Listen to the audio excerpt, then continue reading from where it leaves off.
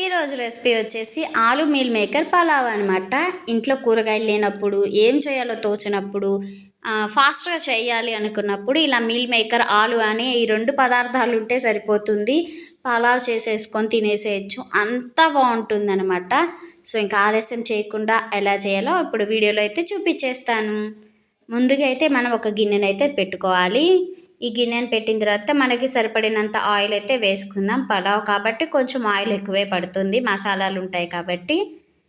ఇలా ఆయిల్ వేసి హీట్ అయిన తర్వాత బిర్యానీ ఆకులు అయితే వేసేసుకుందాం. నేను కొంచెం బిర్యానీ ఆకులు ఎక్కువే వేస్తాను. నా వీడియోస్ మీరు చూస్తున్న వాళ్ళకైతే తెలుస్తుంది. సో కొంచెం ఆవాలు, అలాగ బిర్యానీ దినుసులు అన్నీ వేసేసుకున్నాక మనం ఒక పెద్ద ఆనియన్ అయితే కట్ చేసి పెట్టుకోవాలి. నేనైతే 2 కట్ చేసుకున్నాను ఆనియన్స్. స్లైసెస్గా కట్ చేసుకున్నాను పెద్దవిగా, అంటే బిర్యానీలోకి ఇలా వేస్తేనే బాగుంటుంది కాబట్టి. ఇవి కొంచెం బాగా వేగాలి, మూత పెట్టేసి వేగనిద్దాం. చూసారు కదా, కొంచెం ఎర్రగా వేగితే బాగుంటుంది అన్నమాట.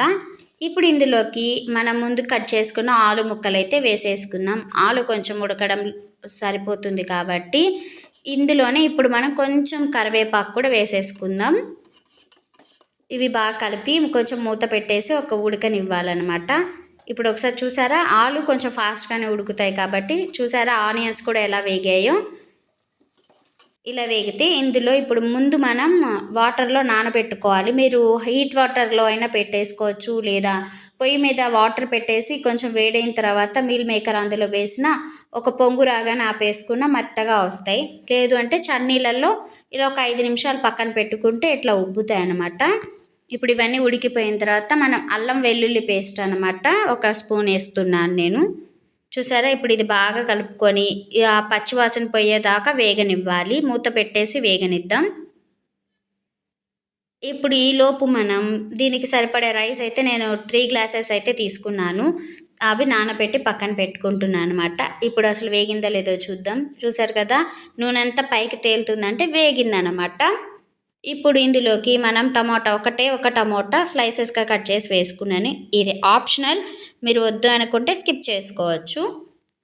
ఇప్పుడు ఇందాక నేను చూపించిన మీల్ మేకర్ అవన్నీ గట్టిగా వాటర్లో నుంచి తీసి పిండేసి వాటర్ని మొత్తం పిండి ఇలా వేసుకోవాలి. చూసారు కదా, ఇది కూడా బాగా మిక్స్ చేసుకొని అవి కూడా బాగా వేగాలి. ఒక 2 మినిట్స్ ఉంటే సరిపోతుంది. ఇప్పుడు ఇందులోకి కొంచెం చిటికెడంత పసుపు వేస్తున్నాను. ఇందులోకి సరిపడినంత సాల్ట్, ఎందుకంటే ఆ ముక్కలకి సాల్ట్ వేస్తే మనకు ఆ ఫ్లేవర్ అనేది తెలుస్తుంది. ఇందులోనే కొంచెం కారం కూడా వేసేసుకుందాం. మీరు తగినంత చూసి వేసుకోండి. మేము స్పైసీగా తింటాం కాబట్టి 2 స్పూన్స్ పైన వేసాను అనమాట. ఇప్పుడు ఇందులోకి ముందు నానబెట్టుకున్న ఆ బియ్యంని 3 సార్లు కడిగేసి అయితే ఇప్పుడు వేసేసుకుంటున్నాను, నీళ్ళంతా వంపేసి. చూసారు, ఎందుకంటే ఇలా వేయడం పొడి పొడిగా రావాలి అనుకుంటే మనం బియ్యం అనేది లాస్ట్కి రైస్ పొడి పొడిగా రావాలంటే ఇలా వేయాలి. ఒక 2 నిమిషాలు అలా మొత్తం బాగా నీట్గా కలిపి పెట్టాలన్నమాట. ఆ 2 నిమిషాల తర్వాత ఇప్పుడు నీళ్ళు అయితే పోసుకుందాం. నేనైతే 3 గ్లాసెస్ అయితే తీసుకున్నాను బియ్యము. చూసారు కదా, ఇలా బాగా కలుపుకున్న తర్వాత నేను 3 గ్లాసెస్ బియ్యంకి ముందు 5 గ్లాసెస్ అయితే పోస్తున్నాను. లాస్ట్లో 6th గ్లాస్ అంటే 6 గ్లాసులు పోయాలి కదా, 6వ గ్లాస్ ఏంటంటే నేను సగం మాత్రమే పోస్తున్నాను అనమాట. ఎందుకంటే మనకి రైస్ అనేది పొడి పొడిగా రావాలంటే మనం కొంచెం తగ్గించి పోయాలి వాటర్. ఇప్పుడు ఎలాగో సాల్ట్ చాలదు కాబట్టి ఇంకొంచెం సాల్ట్ అయితే వేసి బాగా కలిపేస్తున్నాను. ఇప్పుడు ఇందులోకి కొంచెం నిమ్మరసం వేస్తున్నాను అనమాట. బాగా పొడి పొడిగా రావాలంటే నిమ్మరసం వేసినా కూడా బాగా పొడి పొడిగా వస్తుంది. మీరే చూస్తారు కదా లాస్ట్లో ఎంత బాగా వస్తుందో పొడి పొడిగా అనేసి నిమ్మరసం వేస్తే. ఇప్పుడు ఇది బాగా మిక్స్ చేసేసి మూత పెట్టేద్దాం.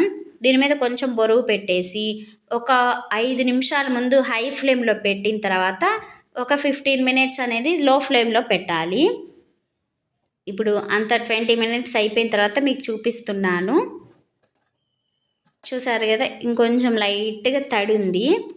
ఇప్పుడు ఒకసారి మొత్తం బాగా కలుపుకుందాం, అంటే పైనుండి అన్నం కూడా కిందకి వెళ్తూ బాగా ఉడుకుతుంది కాబట్టి. చూసారు కదా, మోస్ట్లీ అయిపోయింది. ఇంకా లాస్ట్లో కొంచెం మనం గరం మసాలా, బిర్యానీ మసాలా అవన్నీ వేసుకుంటే ఫ్లేవర్ బాగుంటుంది. ఒక్కొక్క స్పూన్ వేసుకుంటే సరిపోతుంది అనమాట. కొంచెం గరం మసాలా, బిర్యానీ మసాలా అవన్నీ వేస్తున్నాను నేను. బాగా కలుపుకోవాలి, కొంచెం తడి ఉన్నప్పుడే వేసుకోవాలి లాస్ట్లో. ఇప్పుడు లాస్ట్లో నేను వెన్న వేస్తున్నాను అనమాట. అంటే నెయ్యి కరగబెట్టి వేసుకోవచ్చు, లేదంటే ఇలా అయినా వేసుకోవచ్చు. ఆ వేడికి కరుగుతుందని నేను అలా వేశాను. ఇప్పుడు లాస్ట్లో గార్నిష్కి కొత్తిమీర వేసుకొని కలుపుకోవడమే. ఇంకొక నిమిషం ఉంటే అయిపోయినట్టే మన పలావ్ అనమాట. చాలా అంటే చాలా బాగుంటుంది. మీల్ మేకర్ ఆలు తప్పితే నేను ఇంకేమీ వేయలేదు. అంటే వెజిటేబుల్స్ చూసారు కదా మీరే.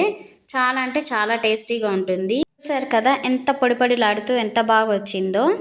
మీరు కూడా ఒకసారి ట్రై చేసి మీకు ఎలా వచ్చిందో కామెంట్ సెక్షన్లో చెప్పడం మర్చిపోకండి.